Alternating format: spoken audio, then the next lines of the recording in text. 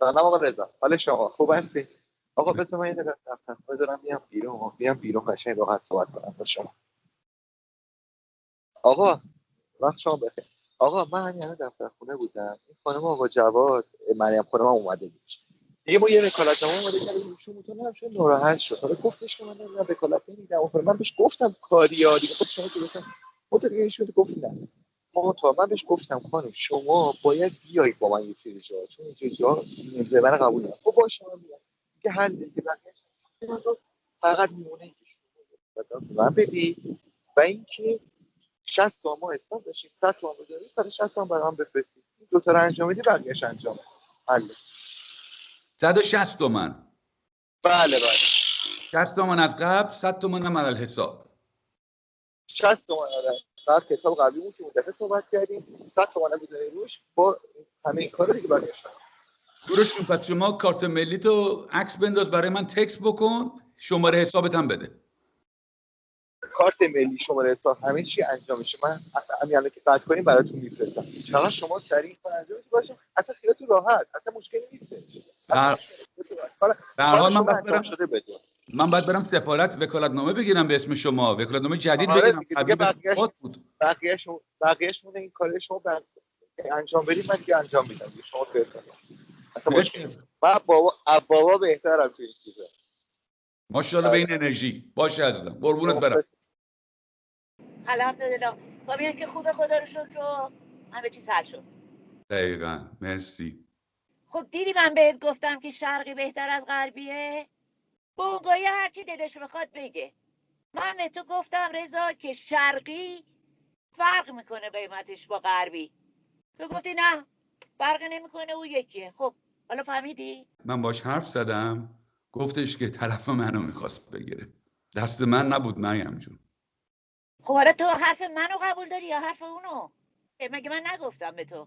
خب من که به تو گفتم که تو حرف منو قبول نداری؟ تو که برات فرقی نمیکنه. من گفتم من ویوی اون برو ترجیح میدم، تو گفتی نه فرقی نمیکنه هر دو یکیه. ولی من نمیفهمم، شماها اونجا این نمیبینید، من دارم اینجا میبینم فرقم میکنه. حالا دیدی؟ خودش هم حالا به تو گفته. دیدی که بس من درست گفتم؟ این پسره کوروش برداشته من امروز برده دفتر خونه، جلوی من وکالتنامه گذاشته امضا کنم. گفتم من وکالتنامه امضا نمی‌کنم، برای چی باید امضا بکنم؟ میگه نه بعد من برم دنبال ادارات و کاراتون و اینا، شما بعد اینو لازمه که امضا بکنی. من خودم اینجا هستم. اجازه است حرف بزنم؟ بفرمایید. این وکالتنامه فقط برای رفتن به اداره هاست، حق خرید و فروش نیست. این وکالتنامه تامل اختیار نیست. من همیشه همچین وکالتنامه رو پیش فریبرز داشتم. اگه نه بس همه این اداره ها همراه باش بری. میرم. یکی دو ماه طول بکشه. من به کوروش وکالت نمیدم. میدونم نمیخواد، نمیتونه بره بفروشه، معلومه این چیزا رو بلدم. من برای چی به اون وکالت بدم؟ خودم اینجا هستم، باش میرم. وکالت نمیدم به کسی.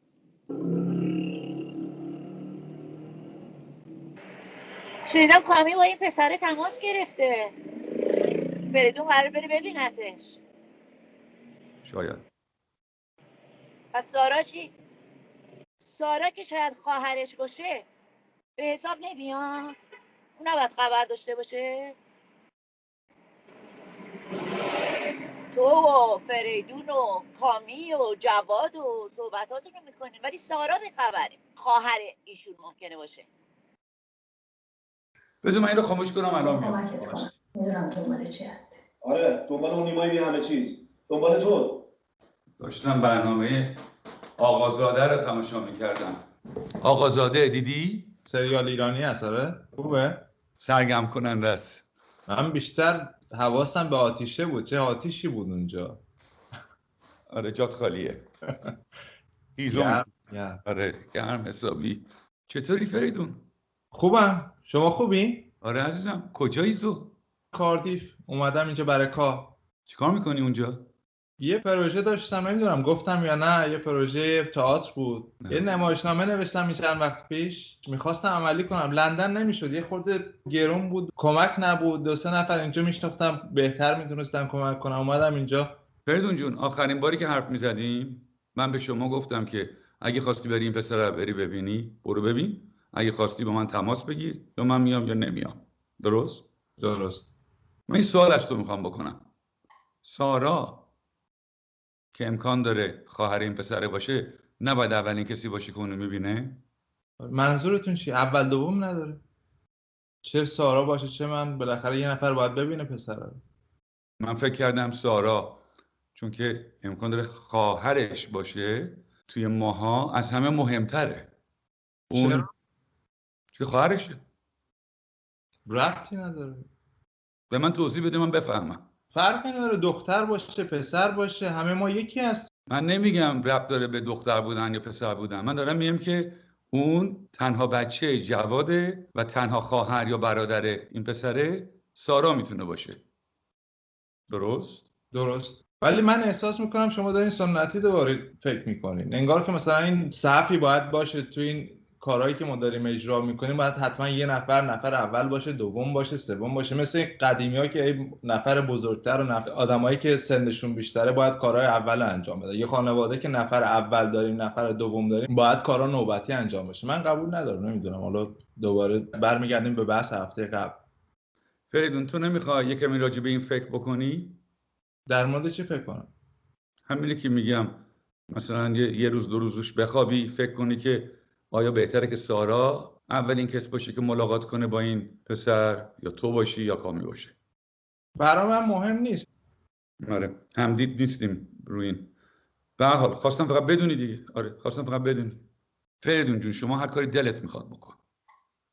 جدا هر کاری دلم میخواد بکنم؟ این زندگی ما شده. زنگ میزنی هی میگی نمیدونم این کارو بکن این کارو نکن، با این حرف بزن با اون حرف نزن. یعنی چی؟ اصلا من گیر کردم این وسط. میخوام تمرکز بکنم، یه کاری برای خودم بکنم. من میخوام زندگی خودم رو داشته باشم. میفهمی؟ پدر من در اومده این چند وقته. مغزم دیگه کار نمیکنه، رو هیچی تمرکز ندارم. غذا خوردنم همه چیزم به هم ریخته. خواب ندارم. میخوام تمرکز کنم رو زندگیم، یه زندگی آروم برای خودم داشته باشم. من دیگه بچه نیستم. 40 سالمه. وقتی میگم بزرگ شدم یعنی بزرگ شدم، یعنی میتونم تصمیم بگیرم، یعنی میتونم نمیتونم مدیریت کنم زندگی خودم. به این اون احتیاجی ندارم. متوجه هستی؟ حالا بگی من چیکار کنم؟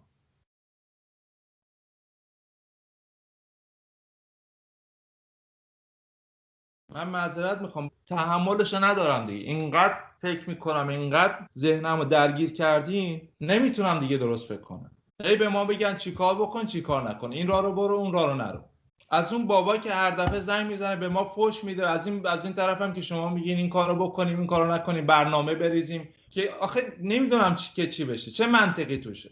رقاصا رو ندیدین هی میرقصن اینجوری میکنن؟ دلیلش چی اینقدر راحته؟ به خاطر اینکه مقاومت نمیکنن، به خاطر اینکه نمیخوان جلو بگیرن، نمیخوان جلو خودشونو بگیرن، نمیخوان جلو آدما رو بگیرن، راحت زندگی میکنن. من دوست دارم مثل هنرمندا فکر کنم، دوست دارم مثل هنرمندا زندگی بکنم. دیروز خودت گفتی که اگه قراره کنترل نشی، اگر دوست نداری کنترل بشی، اجازه نده کنترلت بکنی. منم دقیقاً حرف خودتون دارم انجام میدم. دوست دارم اون حرف رو عملیش کنم اگر اجازه بدی. نمیذارم کنترلم کنی، نمیذارم کنترل بشم. چرا خبر نمیدی به ما؟ خبر چی بدم دایی؟ ببخشید ما رو از اون ور دنیا میکشی، خواب خیال خودمون توی میندازی وسط گود، از من نظر میخوای، نصیحت میخوای، هیچ کسی هم به حرف ما اصلا گوش نمیده که آقا اون پسر فریدونه کدوم گوریه. با فریدون دیشب حرف زدم اتفاقا. رفته کاردیف، گفت نمایشنامه نوشته، اونجا چند تا آشنا داره، تئاترای لندن گرونن، اینجا نمیتونه کاری بکنه، رفته اونجا. نمایشنامه، تئاتر، فیلم، سینما، تلویزیون. آخه یعنی چی آقا؟ یه روزی آدم میشه این بیاد یه کار درستی بگه؟ آقا من بار که دفعه پیش بهت گفتم استدعا کردم، التماست کردم یه جور تو گوش این بخون که بیاد به ما کمک بکنه. من حوصله کار کردن ندارم دیگه. این پولم ترکشیده دیگه، اگر انتظار داره که من چیزی براش ارث بذارم همش داره خورده میشه. دایی جان نویسندگیش خوبه، چیزای خوب می‌نویسه. خب تا حالا چقدر کاسبی کرده از بابت این نویسندگی؟ رشته‌ای که پول در بیاره نیست. به فریدون گفتم که شما میخواین که فریدون با شما تماس بگیره. خب می‌خواستی نگی اون، حالا کلی اوقات ما رو بدتر می‌کنی. تو گفتی و اونم به خرجش نرفته، نه تماسی گرفته، نه پیغامی فرستاده. خب اجازه بده. گفتش که شما کنترلش میکنین، نمیذارین زندگیشو طوری که میخواد بکنه. قربون برم، مگه اینجا شهر هرت من کنترلش میکنم؟ اجازه بده. به منم دیشب داد زد، گفتش که منو نمیذارم کنترلم کنین، من هی زنگ میزنم، اعصابشو خورد میکنم، این کارو کن، اینو ببین، اونو نبین، از این حرفا. گله، همش گله. خب ما کاری نداریم، نه کنترل داریم، نه میخواد هیچ نوع ارتباطی با هم نداشته باشه، نه انتظاری از من داشته باشه، نه من از اون انتظاری دارم. میگم نتیجه این مذاکرات و دخالات شما چی شده دانیل؟ چی شده شبونه؟ آخرین باری که با جواد صحبت کردم گفتم که این پسرا فریدون، کامی دارن یه حرکتی میکنن. گفتم خودتم حرکت و جواد اون چند 40-50 سال پیش کرده. نتیجه میخوایم بهتون بگم یا نه؟ بگو. آقا میخوای بخندی یا نه؟ آره بابا، ولی کلم داره میترکه دیگه.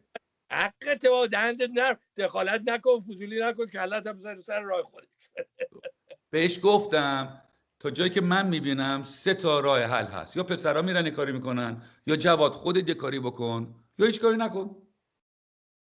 خب اما هیچ کار نکن، بهتر همه برن به زندگی خودشون برسن. دست از سر ما برداری.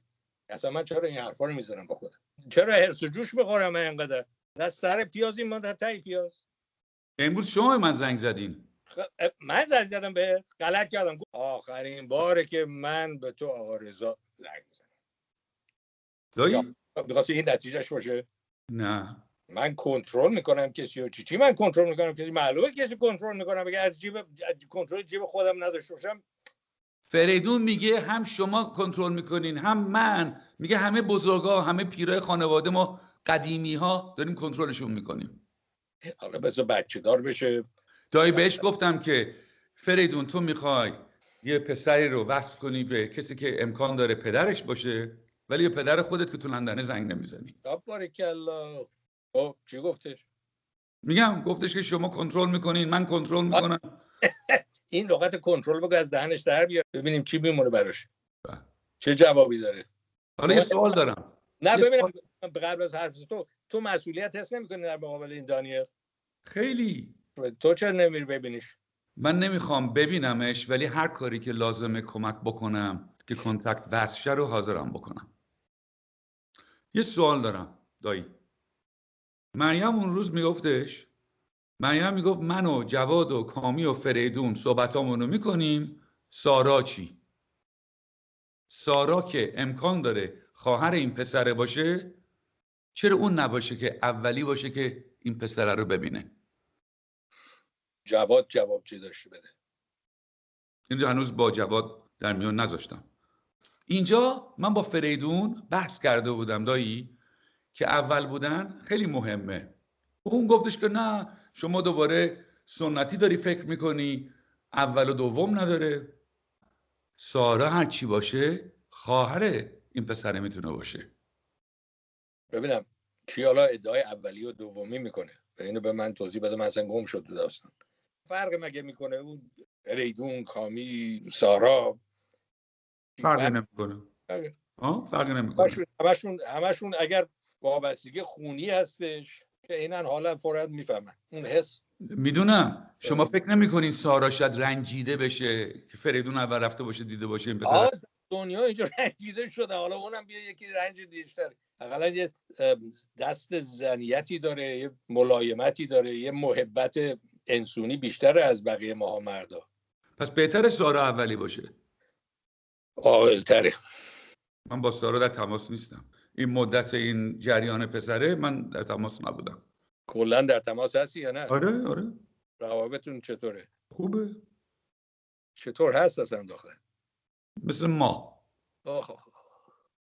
حز میکردم نگاش میکردم اون روزا. هنوز هم همونطوره. آیوه. از همه هم عاقل‌تره. کلی هم موفق بوده بود. دایی. نه دست و دلم نذار، وقتمونم تموم شده. به من دیگه زنگ نزنی آقا رضا. نکن دایی جون. نکنید دیگه. شما دیگه به من یه آرامش بدین. تو اصلا طالب جنجالی، آرامش دست من نیست، برو از خدا بطلب. خط اینترنت خیلی بده کامی. الان قطع و وصل میشه نه؟ الان خوب نیست؟ هیچ تو نشنیدم بابا چی گفتی اول. هیچ، پرسیدم شما با فریدون صحبت کردین؟ آره عزیز، من دیشب با فریدون حرف زدم. چی بهش گفتین؟ ببین من با فریدون صحبتایی که کردم، یه بار مثلا به من گفتش که راجب همین دنیل بود، گفتش که این دنیل خیلی پسر خوبیه. از کجا میدونی پسر خوبیه؟ شاید خوب باشه شاید بد باشه، ما نمیدونیم خوب و بده. شاید هم پسر جواد باشه شاید نباشه. انقدر زود به نتیجه نرسیم. درست، ولی به من گفتش که دارین بهش میگین که مثلا شاید بهتر باشه این فلانی اول دنیل رو ببینه بعد کسی دیگه ای ببینتش. من واقعا نمیفهمم این وضعیت دلیلش چیه که شما بخواید در این حد کنترل کنین که کی داره چیکار میکنه. خب شما گفتین هر کاری میخوایم. من به فریدون گفتم که سارا میتونه امکان داره خواهر دنیل باشه. گفتم شاید بهتر باشه اولین کسی که دنیل رو ملاقات میکنه سارا باشه. گفتم میخوای کم راجع به این فکر کنی یا نه؟ خب شما شاید و اگر و اینا رو بذارین کنار. اگه قرار بود کار درستی انجام بشه که شما سالها میدونستین انجام میدادین. مسئله اینه که در این حد با جزئیات میخواین همه رو کنترل کنین. از یه طرف به من میگه هر کاری دوست دارین بکنین، تصمیم دست خودتونه، شما بزرگ شدین. از اون طرف حد با جزئیات میگین که کی تصمیم بگیره، کی رو ببینه، کی اول ببینه، کی دوم. میدونم منظورت، خط خیلی بده ولی فهمیدم چی منظورته. من دارم کنترل میکنم کی رو ببینه و کی نبینه. من فقط فکر کردم وجدانن شاید سارا اولی باشه صلاح باشه. اصلا نمیگم حتما باید این باشه. به فریدونم گفتم روی این مثل که همدید نیستیم. عیبی نداره بابا، آدم میتونه همدید نباشه رو خیلی چیزا. ببین پدر من، شما خودت هم میدونی در این حد با جزئیات کنترل کردن تو ذات شماست. یعنی من واقعا میترسم اصلا با شما در اشتراک بذارم افکارم و یه چیزی که برام اتفاق میفته رو. چون هر وقت هر کاری هر چیزی بخوام بهتون بگم میدونم که از یه طرف خیلی دستوروار کنترل میکنین جزئیات داستانو. همون روز که من بهتون زنگ زدم پیام گذاشتم توی ایستگاه پلیسم، من قهوه‌مو که خوردم برگشتم پلیس اونجا بود. شیشه‌مو شیکونده بودن توی داشبورد. 10 گرم من علف داشتم گرفتم منو بردن ایستگاه پلیس. 100 یورو هم اونجا منو جریمه کردن.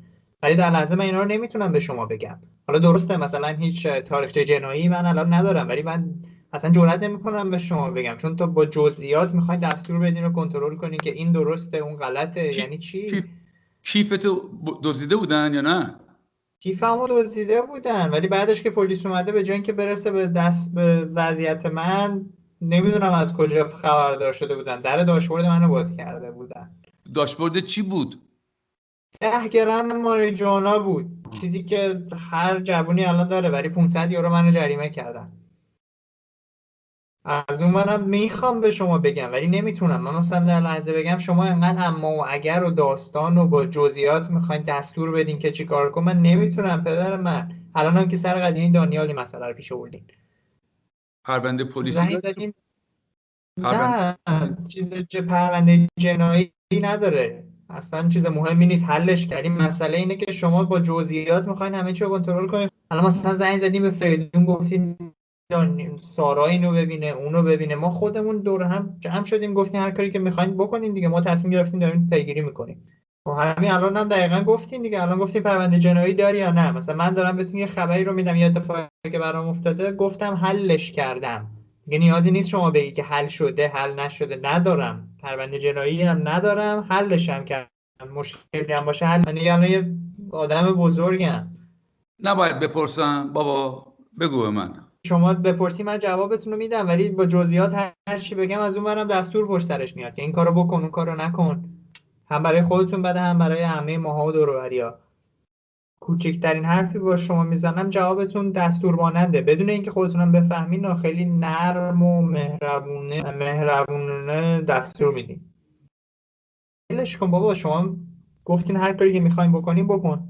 ما هم داریم انجام میدیم. یه عده آدم بزرگیم، هممون سن و سالمون هم ماشاءالله داره زیاد میشه، کنار هم تصمیم گرفتیم که یعنی رو ببینیم.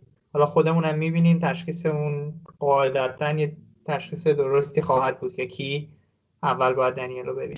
من نمیخواستم ناراحتتون کنم بابا، ولی کنترلینگ بودنم حد و مرز. کوچکترین اتفاقی که میفته این کارو بکن اون کارو نکن، بگو نگو، اصلا یعنی چی؟ منم میدونم از جای مهربونی شماست، یعنی از خوشقلبیتون میاد، ولی در بلند مدت آزاردهنده میشه، هم برای خودتون هم برای من. اصلا ناراحت نشدم، مرسی که بهم گفتی. قربونتون برم، واقعا خیلی هم دلم براتون تنگه. امیدوارم که حل بشه این قضیه. همه چیز سر خوبه. قضیه پلیس هم نگران نباشین، هیچ مشکلی نیست، حلش کردم، هیچ مشکلی نبوده از اول، فقط یه جریمه مالیه، هیچ تاریخچه قضایی هم نداره برای من. باشه بابا. خیلی مراقب خودتون باشین. حتما عزیزم، مرسی زنگ زدی. هر خبری هم بشه من بهتون میگم، شما نگران نباشین، بذارین این پروسه خودش جلو بره. باش. قربونتون برم. شهناز جون، سارا شاید خواهر این پسره باشه. نباید اول سارا این پسره رو ببینه؟ من این سوال از فریدون کردم، گفت چقدر سنتی هستی. از دایی کردم، گفت اصلا ربطی نداره. از کامی کردم، کامی هم گفت مهم نیست. نظر تو چیه؟ نباید سارا اولی باشه؟ نه، این امور بازی ها چیه رضا؟ اصلا اول دوم سوم نداره. تکلیف این بچه باید معلوم بشه دیگه، راه دیگه ای نداره، درست بشینه. من گفتم مثلا 5 سال دیگه خانم سارا نشسته تو مهمونی، یکی میگه اوه اولی که این آقا رو دید کی بود؟ اونم میگه فریدون. ناراحت نمیشه؟ به نظر من کار درستی نیست. اشتباس. آره اشتباهه. به نظر من مستقیم بره پلو باباش، با همدیگه صحبت کنن، تکلیف رو مشخص کنن. آخه این کاره یعنی چی؟ این فکر خیلی آمولیه به نظر من. مرسی. ببخشید گفتم راحت باد باشم. بعد فریدون هم داد زد. فریدون داد زد، خدا رو شکر فریدون داد زد. گفت منو کنترل نکن، نمیذارم کنترلم بکنی. من حرف میزنم به نظر میاد دستور دارم میدم. گاهی اوقات آره. حتی خودت اینجوریش، مدل حرف زدنت اینجوریه. حالا دیگه دستوری غیر دستوریشو نمیدونم. خب اذیت میشم مثل اینکه خیلی‌ها. آره دیگه دقیقاً. باید یه ذره ملایم‌تر به قول معروف بری جلو. چی بگم؟ مرسی. قربونت برم، ببخشید من چون دوستت دارم باید نزدیکم این حرفا رو میزنم، وگرنه خواهش میکنم. خودت بهتر میدونی. حقیقت رو میخواستم بشنوم. مرسی. خب یعنی 1 سانت بچرخون دوربینه رو که وسط. آها الان وسطی. اوکی. زنگ زدی جواد جانم؟ رضا اون دفعه پیش که صحبت کردیم تقریبا تکلیفمون روشن شد. یا بچه ها برن سراغ این آقا، یا من برم، یا اصلا ولش کنیم. خیلی دو دلم اومدیم و من این پسر رو دیدم. کافیه یک شباهت توی این جوان از خودم، از تو، از بابا، از کامی، از سارا. خب ما که نمیتونیم جلو دلمون رو بگیریم. روم نمیشه بهش بگم بیا موتو بکنم، یا بیا بریم بلاد سامپل بدیم که من ببینم دی ان ای. اصلا قصد این پسر چیه؟ این شاید از من هیچی نخواد، شاید برگرده بگه آقای عزیز من فقط میخواستم بدونم پدر من کیه، قیافش چیه، همین، خدا حافظ. این شاید بخواد هیستوریشو برای من تعریف کنه که آقایی که شاید پدر من باشی، من درس خوندم، درس نخوندم، ازدواج کردم، بچه دارم، چیز دارم، من این وسط بگم خب حالا خیلی ممنون، بیا بریم یه دی ان ای تست بدیم که ببینم بچه منی. نمیدونم من و تو اگه جای چی میگفتیم. ولی خب در عین حال رضا جان باید اعتراف کنم که ته ته ته دلم دوست دارم بدونم، ولی نحوه این دونستن ساده نیست. و حالا اومدیم و این آقا چند صباحی با ما گذرون، شما دیدیم، من دیدمش، بچه ها دیدنش و تست دادیم، دیدیم که ایشون هیچ فامیلی با ما نیستن. ولی خب دل بستیم. مشکل رضا جان، ولی من خودم باید حلش کنم. پس میخوای خودت بری جلو؟ فکر کنم این کار رو دوست دارم بکنم. ببین بچه‌ها بالاخره اینا کار خودشونو میکنه، ولی تا اون جایی که بشه قدمی که بردارم اقلا خودم میدونم که من تو کنترلم. نمیدونم تو چی فکر میکنی؟ تو خودت بهتر از همه فکر میکنی. دقیقا درست میگی. خیلی چیزایی که نمیدونی شاید پیش بیاد. یه جایی میری که جدیده. با مریم حرف میزدم، حالا مریم به من گفته تو و جواد و کامی و فریدون صحبت میکنین، ولی سارا چی؟ سارا که میتونه خواهر این پسر باشه. فریدون صحبت کردم، سارا نباید اولین کسی باشه که این پسر رو میبینه. گفت اولی دومی نداره. چه حرفایی میزنی؟ چقدر سنتی هستی؟ آیا فرقی میکنه؟ یه جوری شده که من این وسط یه کسی بخواد بهش بر بخوره بر نخوره، ببخشید من توجهی نمی کنم. به حال با این سوال کی اول باشه کی دوم باشه، DNA تست، انقدر سوالهای مختلف هست. من دیگه خودم راستشو بخوای من حس میکنم بچه‌ها اینو من گفتم میگن همش دارم اونا رو دستور بهشون میدم، میخوام بکشم کنار. میخوام الان به جای رسیدم از این مکالمات تلفنی که دیگه بسته. میخوام 2-3 هفته برم یه جایی که اصلا اینترنت نباشه. آره عزیز، تو هر کاری میخوای بکن، هر سپورتی هم خواستی من همیشه هستم برات، ولی من 2-3 هفته میخوام غیب بشم.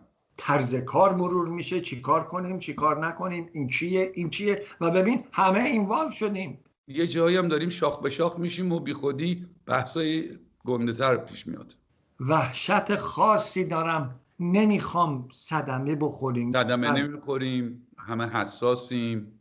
تو کار خودتو بکن جواد، تو کار خودتو بکن. منم میرم باشه رضا جان. 2-3 هفته دیگه میام. مواظب خودت باش رضا جان.